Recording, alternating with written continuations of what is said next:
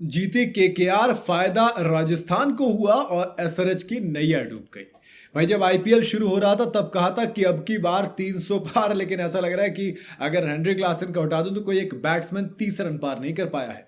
वो एसआरएच जिसने इस सीजन की शुरुआत धमाके के साथ 286 रन बनाकर की थी, उसका डिक्लाइन ऐसे आया 286, 190, 163 और 120 all out.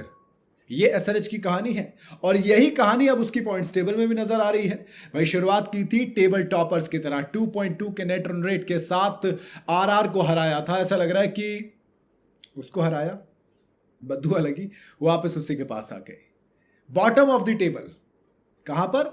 Bottom of the table, जहां पर कल तक आरआर यानी कि राजस्थान रॉयल्स हुआ करती थी, उस रॉयल की नीचे अब एसआरएच है। पहला मैच जीतने के बाद 2 मैच लगातार है और फिर तीसरे के लिए ईडन गार्डन गए तो वहां पर तो और केकेआर ने बुरी तरीके से हराया।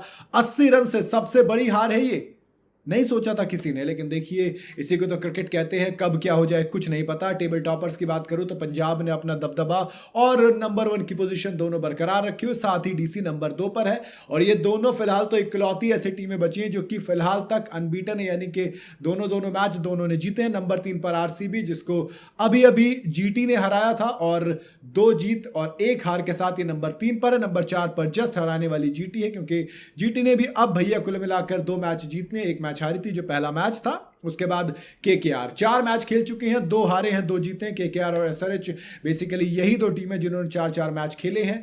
इसके बाद आती है एमआई, पॉइंट्स टेबल पर टॉप 4 से बाहर है, देख लेंगे दोस्त, क्योंकि 3 में से 2 मैच हारे, 1 मैच जीते। पहली जीत फाइनली इनको नसीब हुई।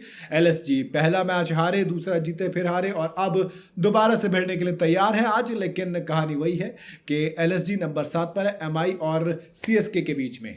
शायद संजीव गोयनका ने कहा होगा भैया एमआई के पास 5 ट्रॉफी, सीएसके के पास 5 ट्रॉफी। जब ये सीजन शुरू होगा हमको एमआई और सीएसके के बगल में अब क्या चाहिए? आपकी टीम चाहिए। हमने आपको इसलिए कैप्टन बनाया, यानी कि एलएसजी चाहिए। उनका आगे बीच में ले लेते हैं, ठीक है। 6 पे एमआई है और 8 पे सीएसके, तो बीच में हम आ जाते हैं। खैर हाँ, 8 पर सीएसके, क्योंकि इनकी हालत ये कि एमआई को हराकर जीत के साथ शुरुआत की थी, बाकी दोनों मैच हारे।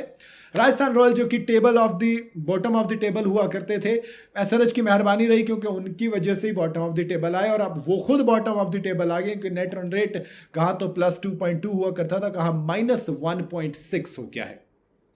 माने जब आप 4 मैच में से 3 मैच लगातार हार जाएं, नेट रन रेट में आप बॉटम ऑफ द टेबल पे आ जाएं, मतलब ये कि अब बचे हुए जो 10 मैच होंगे आपके 14 में से, जो बचे 10 मैच हैं, वहां पर आपको न सिर्फ कमाल दिखाना पड़ेगा, एक तगड़े कमबैक की आपको जरूरत पड़ेगी।